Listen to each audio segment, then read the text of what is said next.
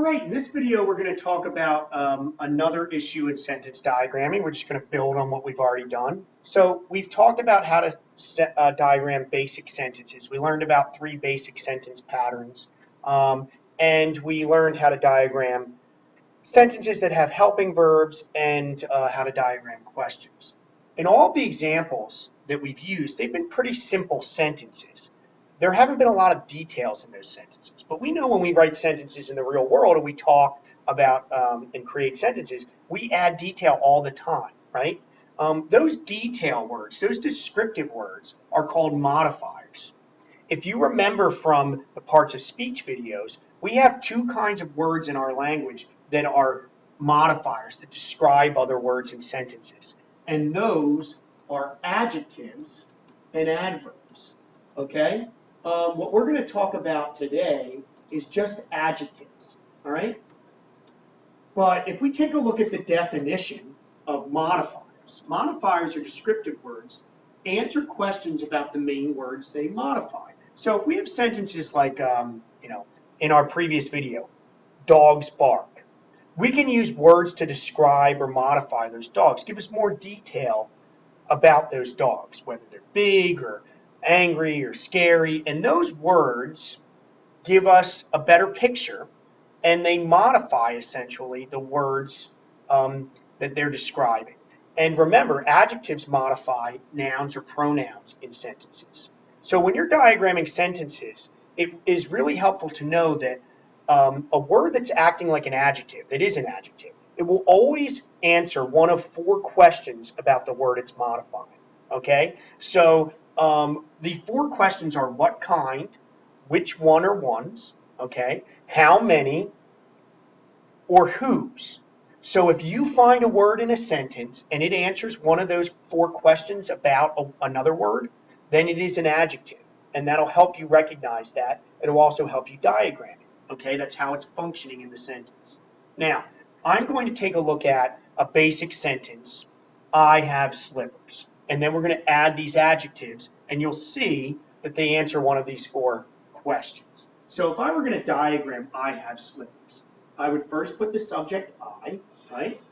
Draw my horizontal, and then I have my firewall that cuts through the horizontal, remember? That's separating the subject from the predicate. The predicate is what about I, in this case, have slippers. So we're going to do have is our verb. Slippers, hopefully you remember, that's a direct object.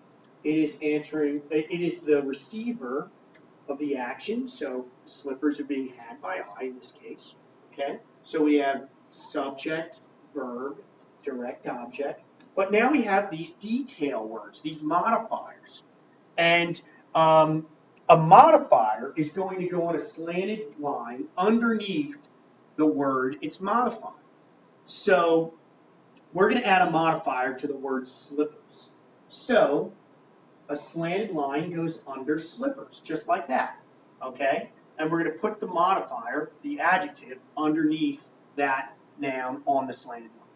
So I have slippers. We can say some adjectives answer the question, what kind of slippers? Red slippers, blue slippers, old slippers. They all, old, blue, red, whatever, they all answer the question, what kind of slippers? In our example, we have fuzzy. It answers the question, what kind of slippers were they? They were fuzzy slippers. So fuzzy goes on a slanted line underneath slippers. It's that easy, okay?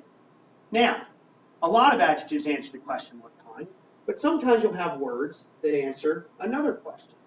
Sometimes you'll have a word that answers which ones. And which ones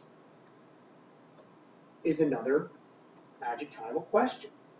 So we can say those slippers, okay? Just like our second example.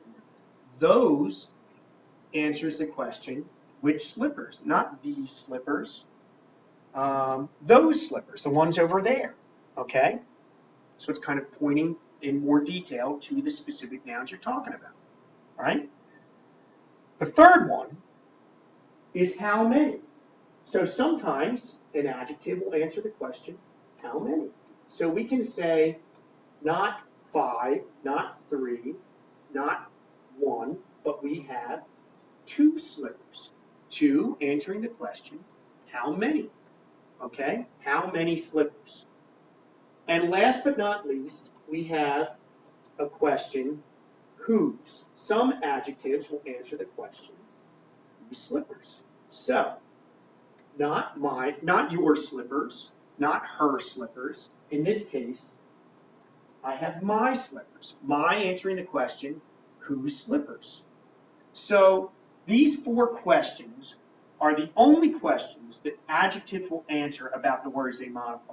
And when you're writing and diagramming longer sentences, it's helpful to find these adjectives by asking yourself the question, what does it answer in the sentence? So fuzzy answers the question, what kind of slippers? Those answers the question, which ones, which slippers? 2 answers the question, how many slippers? And whose answers the question, or excuse me, my answers the question, whose slippers? Okay? So those are the 4 adjectival questions. All right? Now, in the next video, we'll talk about adverbs, and they have adverbial questions. There happens to be 4 of those too. But let's stick with adjectives, and let's take a look at some examples of sentences that have more than one adjective, okay? And you'll see how these questions work. So I'm going to clear this out, and we'll scroll down, and we will take a look at 2 sentences.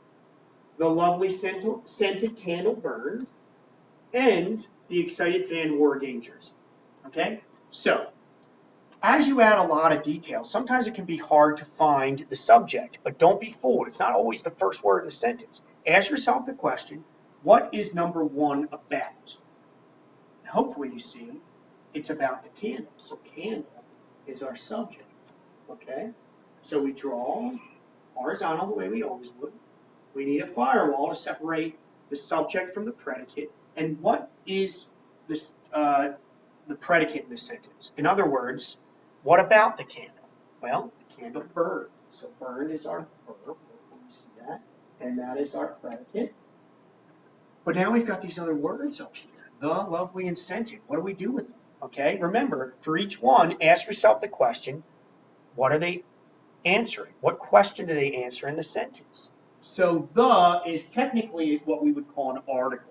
So the, and an are articles. But in this context, we have the.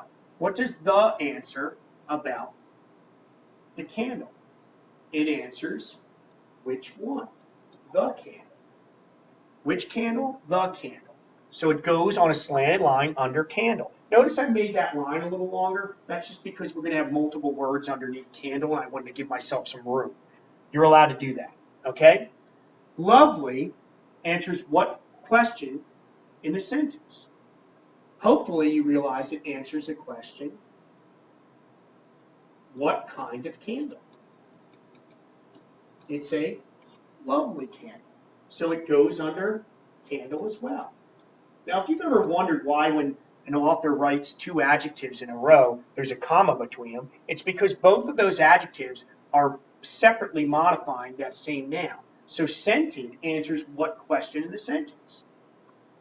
What kind of candle? So both lovely and scented are describing or giving us more detail about the candle. So in this example, you can see we've got 3 words, each separately modifying the same noun. They're all acting as adjectives because they modify nouns, and that's okay, okay? Let's take a look at the next sentence, and we'll see a few other examples. So, we have the excited fan wore a game jersey. Where's our subject? Subject is fan. What about the fan? Well, he wore a game jersey, so that's our predicate. What's our simple verb on the other side of the firewall? Wore. Okay, that's the action. Now, if it's an action, I ask myself the question, is something being acted upon? Remember, we learned the second sentence pattern was subject, action verb, direct object. In this case, something is being worn. That something is the jersey. So jersey is a direct object, just to review that. Okay, so we have subject, verb, direct object. Now, as sentences get longer, sometimes I like to cross them out in the sentence just to keep track. So we used more, we used fan, we used jersey. Now we've got all these other things. So the answers what question in the sentence? It answers which fan? Which one? The fan. Excited answers what question in the sentence? What kind of fan? He was an excited fan, not an angry fan, not a sad fan, an excited fan. Answers the question, it's another article. In this case, which jersey? A jersey.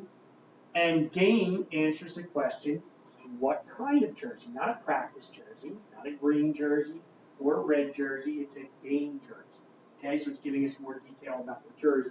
So we've got the subject and the direct object having adjectives underneath. They answer adjectival questions. Okay, and remember, there's only 4 kinds of adjectival questions. So if you remember those 4 adjectival questions, you'll be able to figure out where these modifiers go. They'll always be under a noun or a pronoun because remember, adjectives modify nouns or pronouns.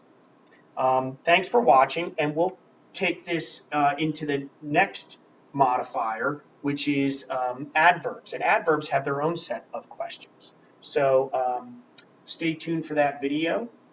Thanks for watching.